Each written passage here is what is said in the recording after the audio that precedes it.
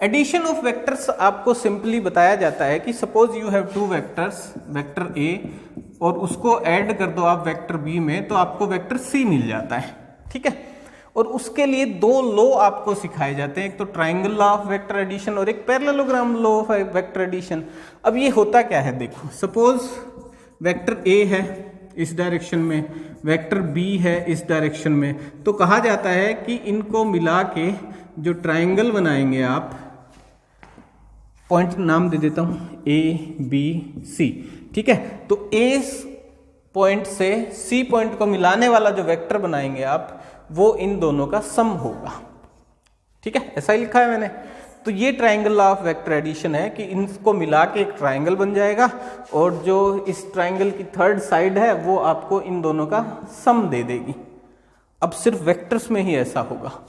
अगर ओरिजिनली आप ट्राइंगल की बात करेंगे ना, तो मान लो इनका अगर मैग्नीट्यूड फाइंड आउट करूं मैं, magnitude of vector A plus magnitude of vector B, वो equals to magnitude of vector C हो या नहीं हो। ठीक है, मोस्ट प्रोबेबली यही होगा कि वो नहीं होगा इनके इक्वल, क्योंकि दो, अगर एक ट्राइंगल है और दो साइड्स का सम आप कर रहे हो तो वो तीसरी साइड से आपको क्या मिलता है, बड़ा मिलता है। ये बचपन में हमने पढ़ा है। ठीक है, तो अब ऐसा क्यों लिख रहे हैं, फिर यहां इक्वल्स टू क्यों यूज कर रहे हैं और यहां इसको इक्वल क्यों नहीं ले रहे हम? उसके पीछे है लॉजिक का डिफरेंस। यहां क्या है, मैग्नीट्यूड है, मैग्नीट्यूड मतलब सिर्फ स्केलर क्वांटिटी है। 3 + 4 कांट बी इक्वल्स टू 5। ठीक है, अगर ये डायरेक्शन 3 है, 3 सेंटीमीटर है, ये 4 सेंटीमीटर है और ये 5 सेंटीमीटर है, तो 3 + 4 5 के इक्वल हो जाए, जरूरी नहीं है, होगा भी नहीं। ठीक है, बड़ा होगा, ज्यादा होगा, तो 3 + 4 is greater than 5। But vector A having magnitude 3, vector B having magnitude 4 is equals to vector C having magnitude 5। अब ऐसा कैसे? तो उसका रीजन है, इस वेक्टर को डिफाइन करने के लिए हम लॉजिक क्या यूज करते हैं। क्यों शोर कर रहा है, बैठ जा, जीते रहो। ठीक है, उसको डिफाइन करने के लिए हम वो लॉजिक डिस्कस करते हैं जो कि वेक्टर का बेस है।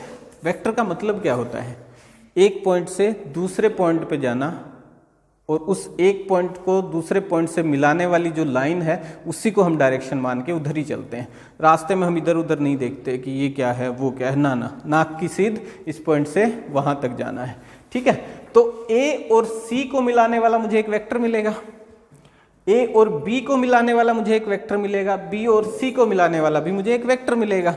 ठीक है, यहां मैं ए से बी की तरफ जा रहा हूं, यहां बी से सी की तरफ जा रहा हूं और यहां ए से सी की तरफ जा रहा हूं। अब इस लॉजिक को समझो, मैं ए से बी की तरफ गया।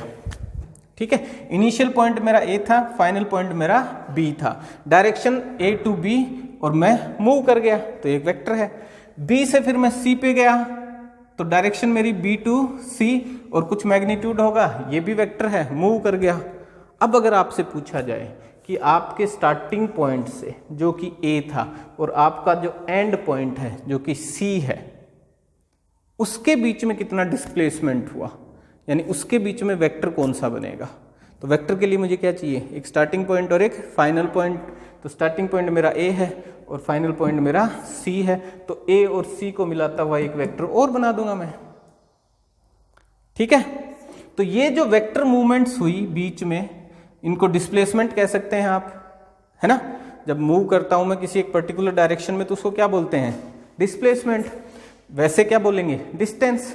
बट मैं एक ही डायरेक्शन में, पर्टिकुलर डायरेक्शन में मूव कर रहा हूं तो डिस्प्लेसमेंट है। तो ये डिस्प्लेसमेंट प्लस ये डिस्प्लेसमेंट, टोटल डिस्प्लेसमेंट मेरा कितना हुआ, 5। ये डिस्प्लेसमेंट हुआ। ठीक है, तो वेक्टर फॉर्म में जब मैं ये लिख रहा हूं ना, तो इसमें कोई गलती नहीं कर रहा मैं।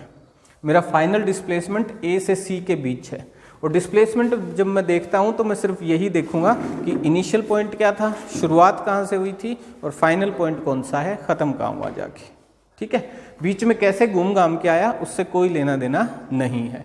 इसलिए मैं यहां लिखता हूं कि vector A plus vector B equals to vector C.